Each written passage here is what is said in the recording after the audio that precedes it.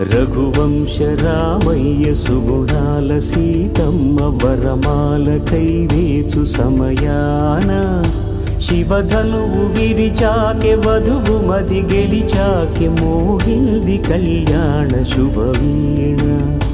కళ్యాణం వైభోగం శ్రీరామచంద్రుని కళ్యాణం.